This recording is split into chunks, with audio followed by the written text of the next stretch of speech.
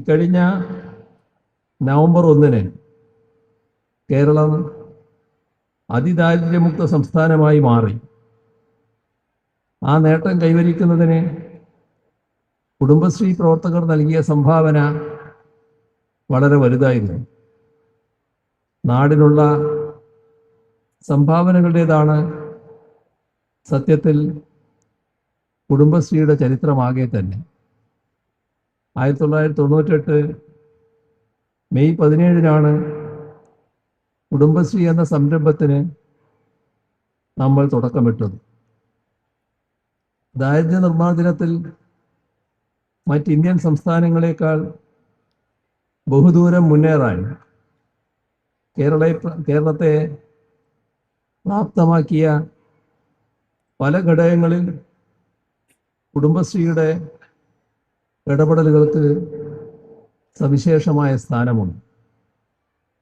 1957 കേരളത്തിലെ ആദ്യത്തെ ഗവൺമെൻറ് എന്ന നിലക്ക് അധികാരത്തിലേറിയ EMS സർക്കാർ ഭൂപരിഷ്കരണത്തിന് തുടക്കം കുറിക്കുകയും കാർഷിക ബന്ധ ബില്ലും കുടിയൊഴിപ്പിക്കൽ നിരോധന നിയമവുമെല്ലാം ആവിഷ്കരിക്കുകയും ചെയ്തത് കേരളത്തിൻ്റെ ദരിദ്രാവസ്ഥ ഇല്ലാതാക്കുന്നതിൽ വലിയ പങ്കാണ് വഹിച്ചത്.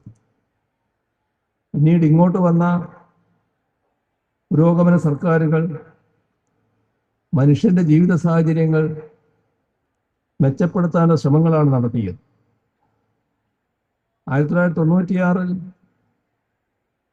ദാരിദ്ര്യം നിർമ്മാർജ്ജനം ചെയ്യുന്നതിനായുള്ള പഠനങ്ങൾ നടത്തുകയുണ്ടായി. അവയിലൂടെയാണ് സ്ത്രീകളുടെ സാമ്പത്തികമായ മുന്നേറ്റം സാധ്യമാക്കിയാൽ ഒരു പരിധിവരെ സമൂഹത്തിൻ്റെ ആകെ ദാരിദ്ര്യാവസ്ഥയെ നമുക്ക് മുറിച്ചു കടക്കാൻ കഴിയുമെന്ന് വ്യക്തമായി. ദാരിദ്ര്യാവസ്ഥയിലുള്ള സ്ത്രീകളുടെ വിവരശേഖരണം നടത്തിയപ്പോൾ അവരിൽ പലരും തൊഴിലെടുക്കാൻ തയ്യാറാണ് എന്ന് വ്യക്തമായിരുന്നു.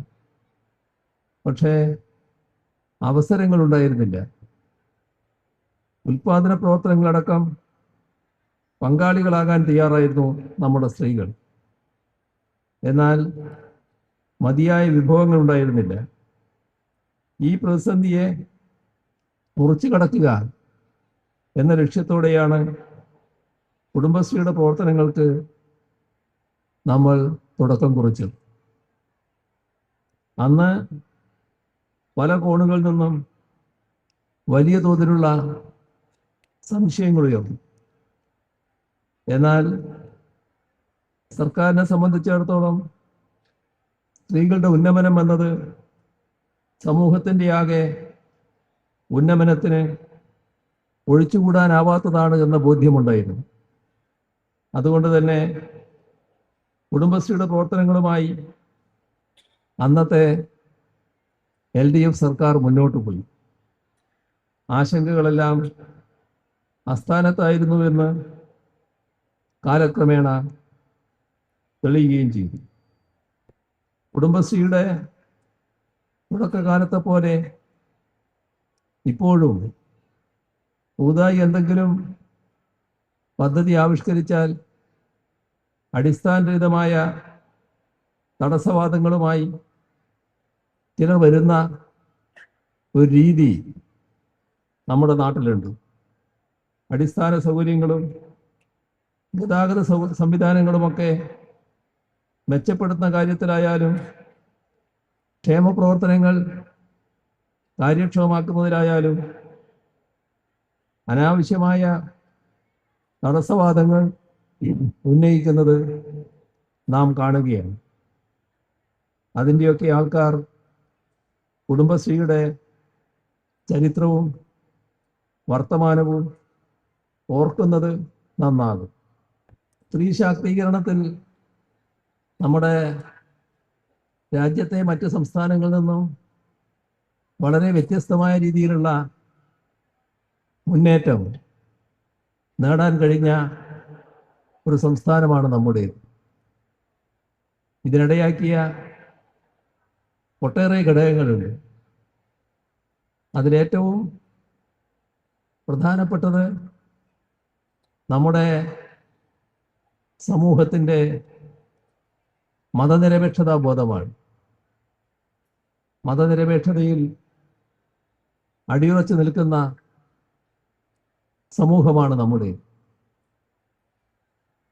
നമ്മുടെ കേരളം പഴയ കാലത്ത് വലിയ തോതിലുള്ള വേർതിരിവുകളുടെ നാടായിരുന്നു, ഭിന്നതകളുടെ നാടായിരുന്നു. ജാതീയമായ മതപരമായ ഒരുപാട് വേർതിരിവുകൾ ഇവിടെ ഉണ്ടായിരുന്നു. എന്നാൽ ആ കേരളത്തിൽ ഒരു പുതിയ സാഹചര്യം സൃഷ്ടിക്കുന്നതിനാണ് നവോത്ഥാന പ്രസ്ഥാനം തുടക്കം കുറിച്ചത്.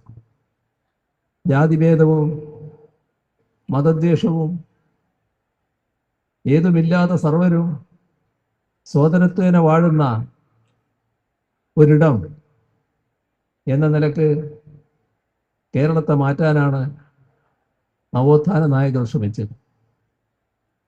അതിന് നല്ല ഫലമുണ്ടായി. അതിൻ്റെ ഭാഗമായി രാജ്യത്തിൻ്റെ മറ്റു ഭാഗങ്ങളിൽ നിന്ന് വ്യത്യസ്തമായ ഒരു സാഹചര്യം കേരളത്തിലുണ്ടായി. അതിനിടയാക്കിയത് നവോത്ഥാനത്തിന് ശരിയായ തുടർച്ച ഇവിടെ ഉണ്ടായി എന്നതാണ്. മറ്റ് സംസ്ഥാനങ്ങളിൽ നമ്മളെക്കാളും നവോത്ഥാനം ശക്തിപ്പെട്ട ചിലയിടങ്ങളുണ്ടായിരുന്നു. പക്ഷെ അവിടങ്ങളിലെല്ലാം ജാതീയമായ വേർതിരിവും മറ്റും അതേപോലെ തന്നെ നിലനിൽക്കുന്നതാണ് നാം കാണുന്നത്. അതിൽ നിന്ന് വ്യത്യസ്തമായി കേരളത്തിലുണ്ടായ പ്രത്യേകത നവോത്ഥാനത്തിന് ശരിയായ പിന്തുടർച്ചയുണ്ടായി എന്നതാണ്.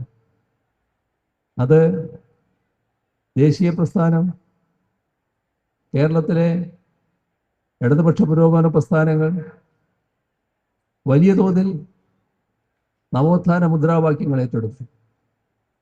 അതോടൊപ്പം തന്നെ നവോത്ഥാനത്തിൻ്റെ ഭാഗമായി ജാതീയമായ ഉച്ചനീചത്വം അവസാനിപ്പിക്കാനാണ് ശ്രമമുണ്ടായതെങ്കിൽ സാമ്പത്തിക രംഗത്തുള്ള ഉച്ചനീചത്വങ്ങൾ അവസാനിപ്പിക്കുന്നതിനുള്ള വലിയ ശ്രമങ്ങൾ, അതിൻ്റേതായ വലിയ മുന്നേറ്റങ്ങൾ കേരളത്തിലുണ്ടായി.